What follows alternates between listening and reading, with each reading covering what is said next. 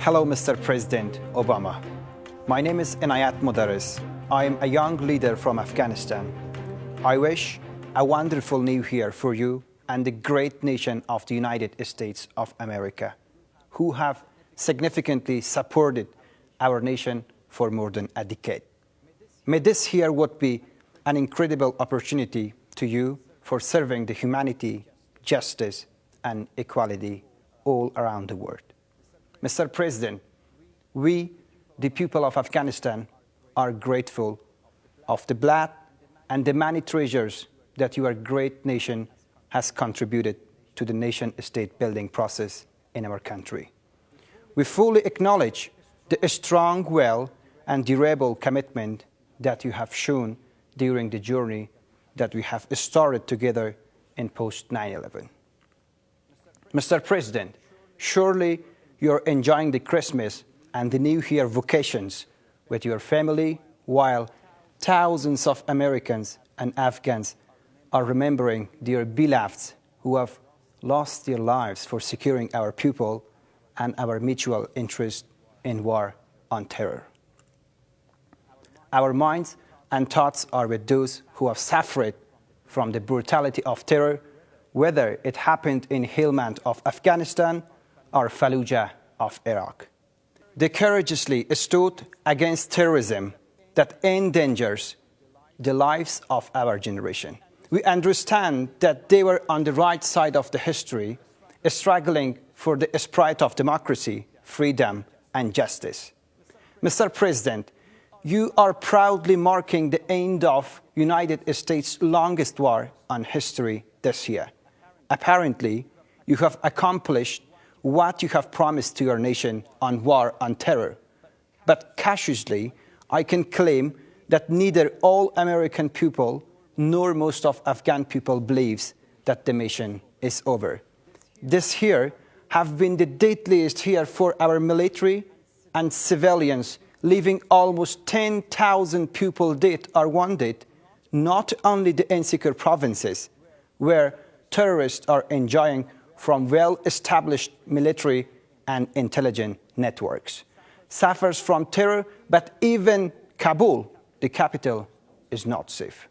Sir, can you imagine how disastrous and tragic it is to wake up by the abhorrent sounds of bloody explosion, which kills your people every day, and watching the news of terror for the whole year?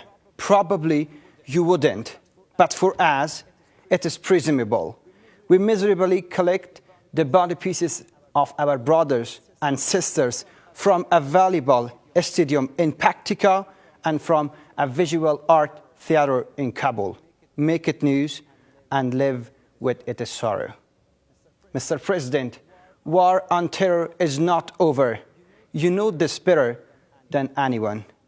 Nur al-Maliki's irrational obstinacies and your general's failure of strategic calculation of Iraqi security forces' capabilities, plus other misreadings of Middle East daunting politics, pushed Iraq to a full-scale chaos. Please don't adopt the same policy toward Afghanistan. Further ignorance of Taliban threat to the United States and its interest in the region would jeopardize the whole South Asia, where you have some strategic partners. Double-dealing approach with terror organizations, including Taliban, would certainly risk the national security of the United States and the survival of your allied government in Kabul. Mr. President, the radical Islamism which drives the Al-Qaeda, ISIS, Taliban, and other affiliated extremists is extensively shared by these terror organizations. Thus, it is exceptionally difficult to distinguish between good and evil in the terror front.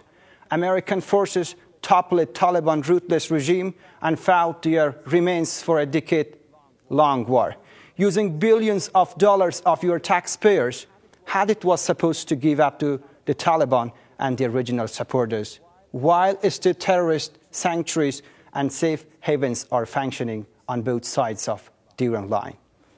Why you should have endangered the lives of more than 2,200 US soldiers and hinders anti-terrorism coalition forces in unfinished business.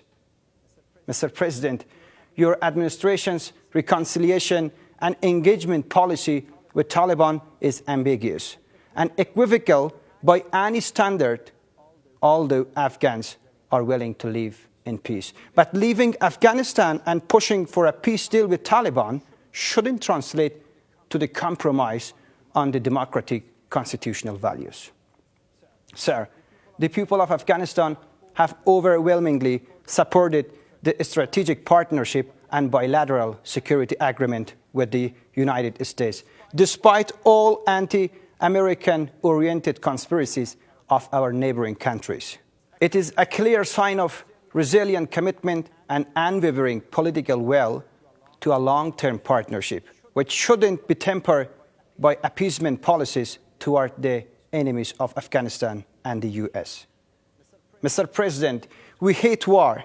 We know it is cruel, but looking to the dynamics of terror in our region, we have to fight and eradicate this in our generation, rather than to ignore it and turn back to that. Sir, as a nation, we have transformed thanks to the generosity and support you have given to us, but the achievements we have gained is still fragile. We don't expect your soldiers once again to be on the front line of war against terror.